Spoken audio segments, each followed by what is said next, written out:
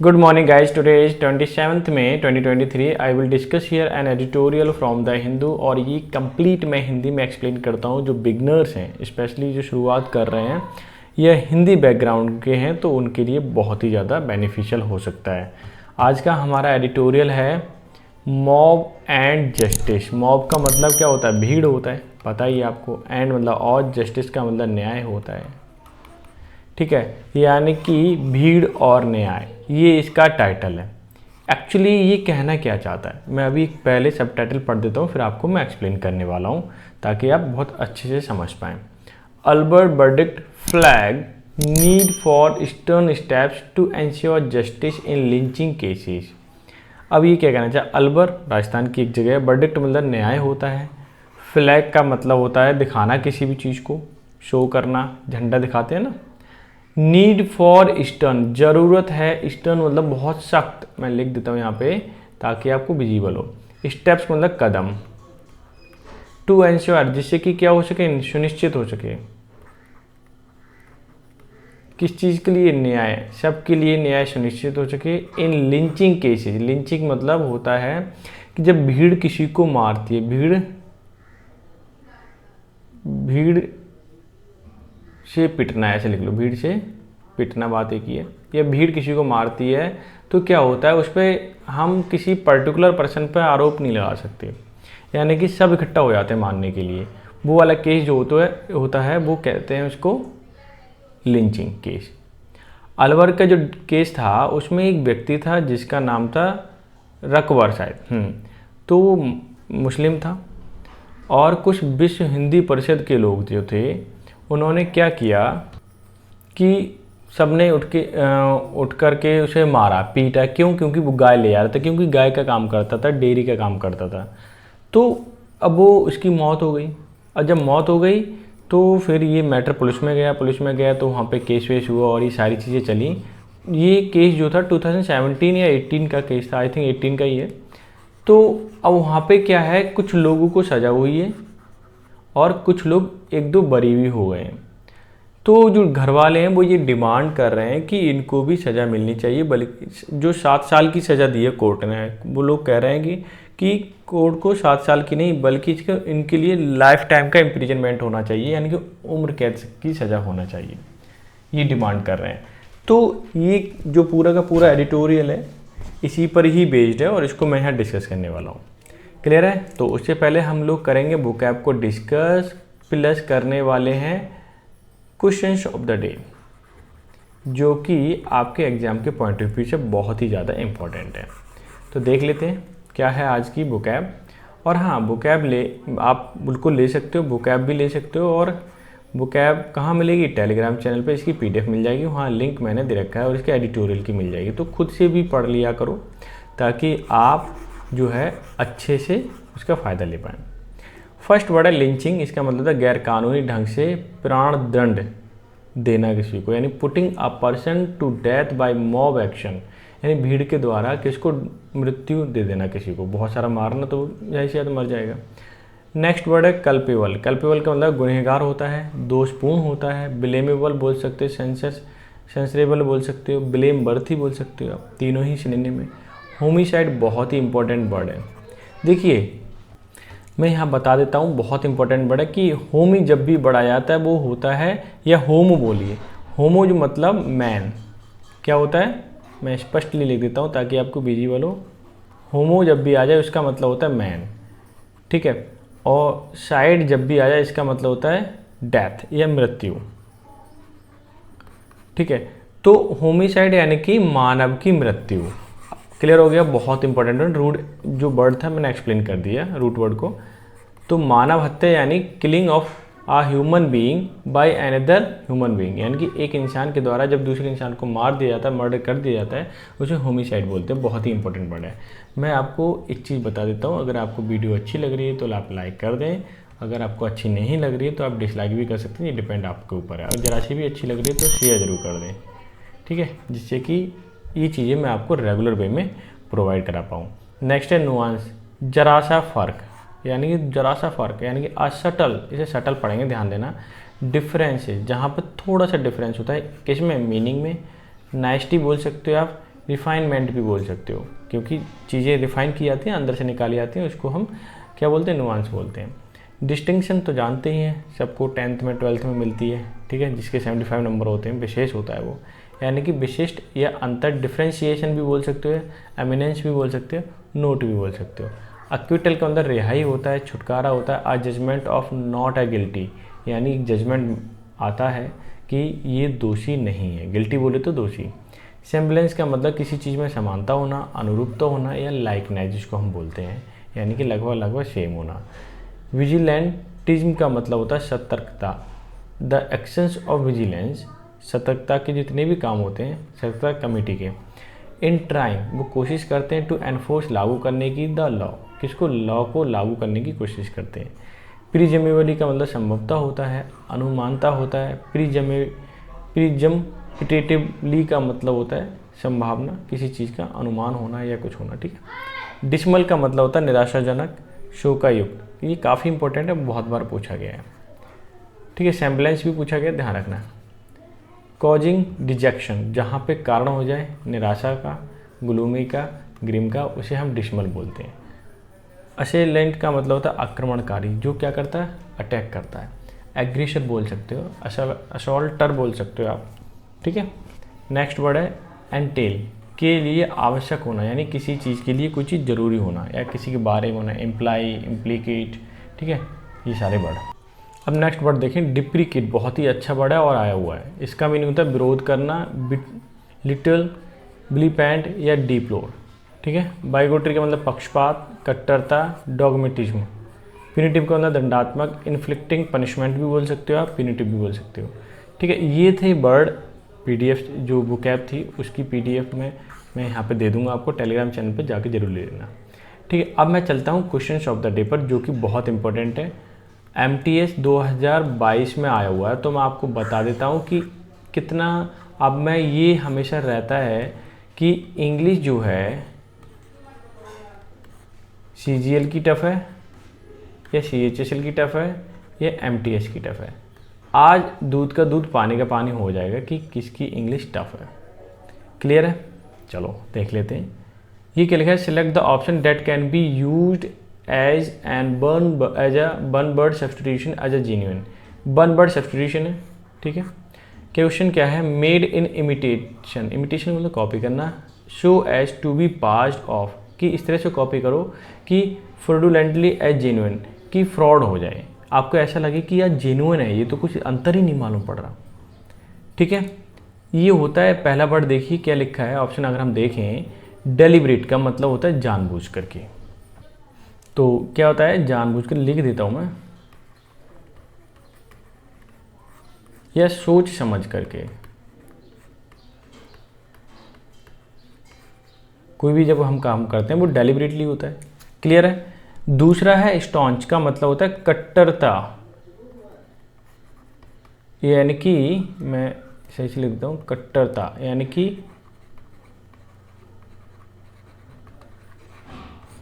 पक्का पक्का विश्वास होना। ऑथेंटिक मतलब जेन्युइन होता ही, आपको पता ही है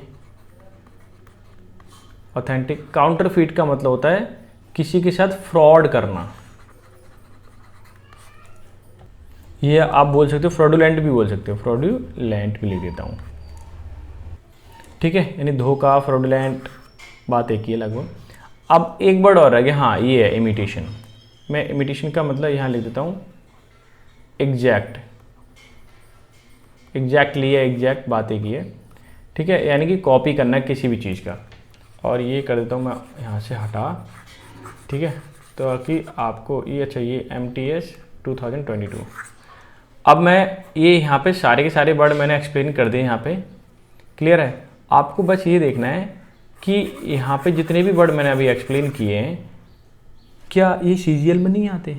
ये देखिए ये भी बहुत बार आया हुआ है, आपको ऐसा नहीं लगना चाहिए कि नहीं आया हुआ है, ध्यान रखना सब वर्ड आते हैं, इसलिए आपको कोई डिफरेंस नहीं है सीजीएल की इंग्लिश हो, सीएचएसएल की इंग्लिश हो, एमटीएस की हो। अच्छा अब सोच रहे हो सर आंसर कौन सा है, तो ओबियसली यही मैच कर रहा है, यानी कि जो कॉपी करे, जहाँ पे हमें धोखा हो जाए, फ्रॉडुलेंट हो, ठीक है, एज जेन्युइन, जैसे जेन्युइन फील हो, तो जाहिर सी बात है ऑप्शन नंबर तो डी है, कोई इशू नहीं है। और हाँ कम्युनिटी में ये पोस्ट करने वाला हूँ, आपको ध्यान से आंसर देना है। क्लियर है। अब आप मुझे बताइए कि CGL और CHSL में क्या डिफरेंस है? कोई डिफरेंस नहीं है, ठीक है। CGL और CHSL और MT से कोई डिफरेंस नहीं, सब एक जैसा है। आंसर मालूम पड़ गया। अब मैं चलता हूँ सीधे सीधे एडिटोरियल पर। एडिटोरियल क्या कहता है? Move and justice. मूव का मतलब भीड़, जस्टिस का मतलब न्याय, एंड का मतलब और। Albert verdict flag need for stern steps. Albert का जो वर्डिक्ट आया वो चाहता है क्या कि कुछ सख्त कदम उठाए जाएं ताकि सुनिश्चित किया जा सके लिंचेज केसेस को कि वो दोबारा से रिपीट ना हो, क्योंकि ये खतरनाक केस है, किसी की मृत्यु हो सकती है, जान जा सकती है ना, मृत्यु होना जान जाना। अब मैं क्या करूँगा, सेंटेंस को हाईलाइट करता चलूँगा क्लॉज बाई क्लॉज और उसे एक्सप्लेन करता चलूँगा, बस आपको पेशेंस रखना है। हमारा सेंटेंस ये है। अब ये क्या कहना चाह रहा है? द थिन लाइन बिटवीन,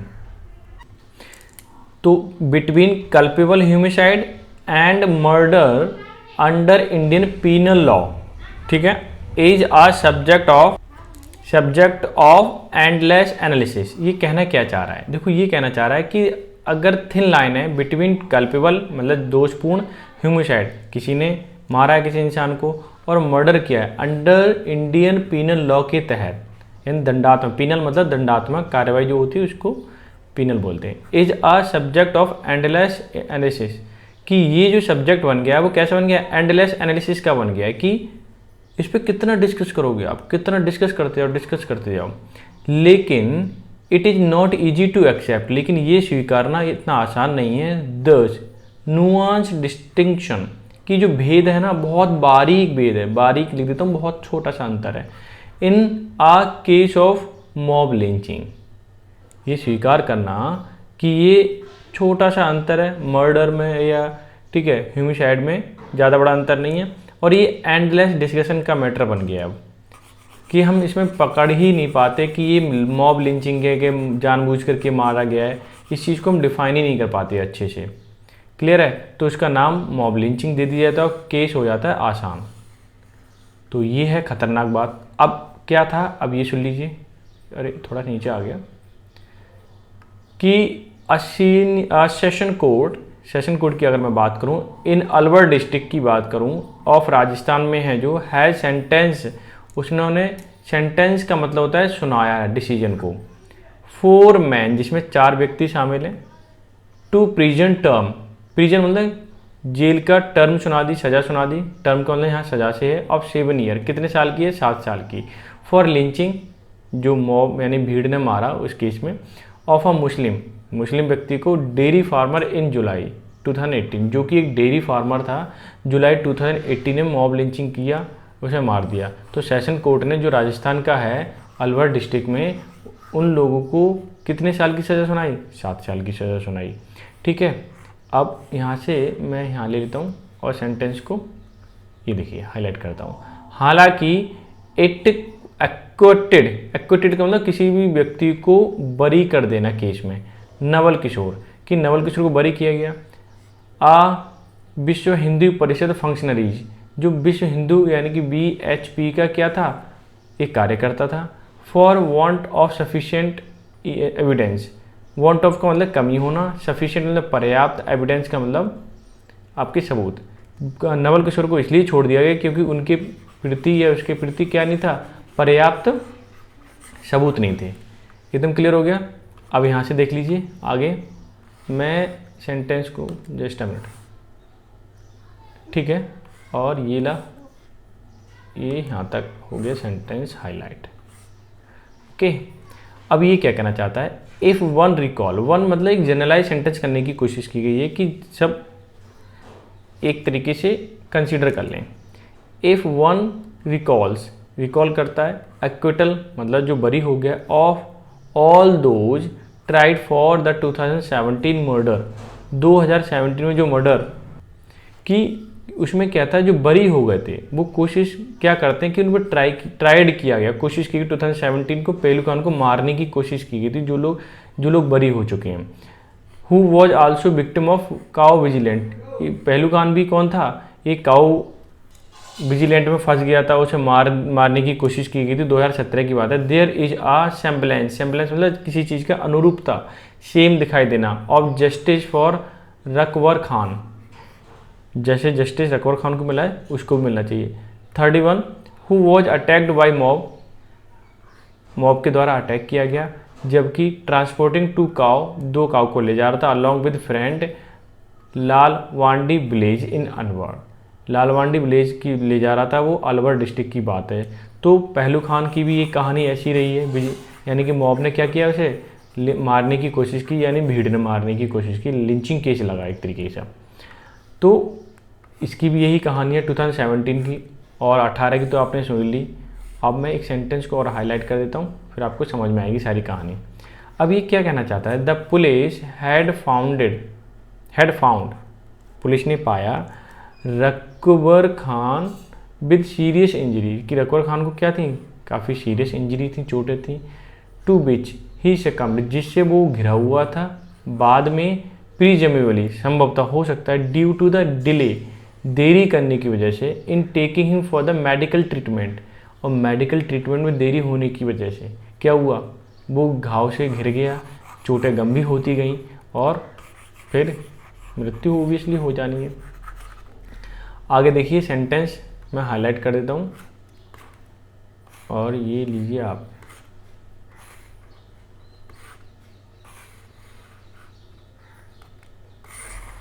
ये हो गए सेंटेंस। क्या कहना चाहता है, if one take into account the murder of attack, अगर कोई मर्डर अटैक करता है, सम ऑफ देम फैटल, जो कि कुछ घातक हो सकते हैं, involving so called cow protection gang in various state recent year, हाल फिलहाल के सालों में अगर देखें कई सारे स्टेटों में लोग ये कहते थे कि हम शामिल हैं किसमें, सो कॉल्ड, कथित रूप से अपने आप को बताते थे कि काउ की प्रोटेक्शन करने वाले गैंग में हैं हम लोग, यानी कि काउ को सुरक्षा देते हैं। The record of the criminal justice system in successfully, यानी कि सफलतापूर्वक, prosecuting those involve in such incident is quite dismal. कहने क्या चाह रहे हैं, ये कहना चाह रहे हैं कि criminal justice system in successfully, यानी कि सफलतापूर्वक, प्रोसिक्यूटिंग, उन पर मुकदमा वगैरह चलता है, those involve in such incident, और इस तरह के जो इंसिडेंट करते हैं, कहते हैं हम गाय की प्रोटेक्शन कर रहे हो, किसी की पिटाई कर देते हैं, ज़्यादा चोट आती है, उसकी डेथ हो जाती है, तो ये सारी चीज़ें क्वाइट डिसमल है। ये कैसी हैं, थोड़ी गंभीर हैं, कहने का मतलब है शोकायुक्त हैं, गंभीर हैं, और मतलब अच्छी नहीं है, क्योंकि किसी की जान भी जा सकती है इस तरह से। तो केस तो ओबियसली चलना ही है। अब मैं सेंटेंस को दूसरा हाईलाइट करता हूँ। अब ये क्या कहना चाह रहा है, एडिटोरियल कहना चाह रहा है, इन दिस बैकड्रॉप, अगर इसके पूरे परिप्रेक्ष्य में देखें, इसके पीछे, the fact that the police in Alwar, कि अलवर की जो पुलिस है उसने मैनेज किया to obtain the conviction is noteworthy, कि किसी पे दोषारोपण क्या है, नोटवर्दी है, ध्यान देने लायक है, जब उसने गलत किया तो गलत किया, और पुलिस ने ये मैनेज कर पाई और उसने सही काम किया, तो ताकि सज़ा भी मिल पाए उन्होंने गलत किया तो। हालांकि हाउएवर द असल्टेंट का मतलब होता है कोई आक्रमण करने वाला, वर फाउंड गिल्टी, जो आक्रमण करने वाले थे वो गिल्टी पाए गए, ऑफ कल्पेबल होमिसाइड, कि किसी को मर्डर करने के फॉर्म में, नॉट अमाउंटिंग टू मर्डर, लेकिन उन्होंने मर्डर नहीं किया, and wrongfully restrain does raise some concern, लेकिन होमिसाइड में तो पाए गए, लेकिन ये नहीं कहा गया कि इन्होंने मर्डर किया है। तो ये रेस्ट्रेन मतलब ये थोड़ा लिमिटेड वे में रॉन्गफुल कुछ कंसर्न है, चिंता है कि भाई मृत्यु कर भी रहे हैं और उसको मर्डर के केस में चार्ज नहीं लग रहा है। तो ये देखिए क्या कहेंगे ऐसी चीज़ों को, जब चार्ज नहीं लगेगा तो जाहिर सी बात है उनका केस आसान हो जाएगा, वो जल्दी बरी हो जाएंगे। A conviction for murder would have entail at least life imprisonment, दोषारोपण अगर किसी के पास मर्डर का है तो उसको एंटेल होना चाहिए, एटलीस्ट कम से कम लाइफ इम्प्रिजमेंट होना चाहिए, यानी कि जीवन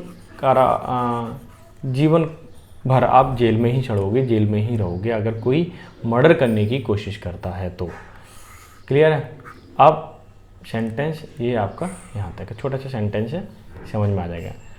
रकबर खान फैमिली की जो रकबर की खान की जो फैमिली है, is justly aggrieved both over acquittal of one suspect, कि उनकी जो फैमिली है वो अग्रीव कर रहे हैं, ठीक है, कि वो दोनों चीज़ों पे उचित रूप से क्या कर रहे हैं, दर्शाना चाह रहे हैं कि ये शिकायत कर रहे हैं, एक तरीके से दुख जता रहे हैं। कैसे दुख जता रहे हैं कि बोथ दोनों टाइप के लोग, ओवर एक्विटल जो छूट गया है, ठीक है, या बरी कर दिया गया है, और वन सस्पेक्ट, एक सस्पेक्ट को जो छूट गया या बरी कर दिया गया है, हु जो दे बिलीव यानी कि रिक्वर्स की जो फैमिली बिलीव करते हैं, विश्वास मानते हैं, वॉज द मेन एक्यूज, वो कौन था, मेन एक्यूज था, एंड 7 ईयर प्रिजन टर्म, और जो 7 साल की सज़ा सुनाई गई है, ठीक है, और लोगों को उस पर भी वो ये चाहते हैं कि इनको सज़ा ना जीवन भर की मिलनी चाहिए, ताकि अब ये नहीं कह सके कि हम काऊ को बचा रहे हैं और पर्सन को मार देंगे, व्यक्ति को मार देंगे,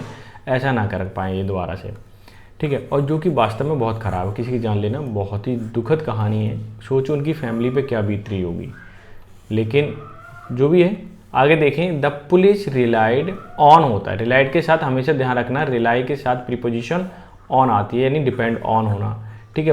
पुलिस रिलाइड ऑन भरोसा करती है, सम टेलीफोन कन्वर्सेशन, कुछ जो बातचीत हुई फ़ोन पे बिटवीन एक्यूटेड मतलब जो बरी कर दिया गया, BHP विश्व हिंदू परिषद का लीडर, एंड द असल्टेंट मतलब जो आक्रमण करता था, in the rope him in, जो कि उसे शामिल करता है एज द की सस्पेक्ट, कि टेलीफोन के बेसिस पे ही बोला जा सकता है कि वो मेन सस्पेक्ट में शामिल था।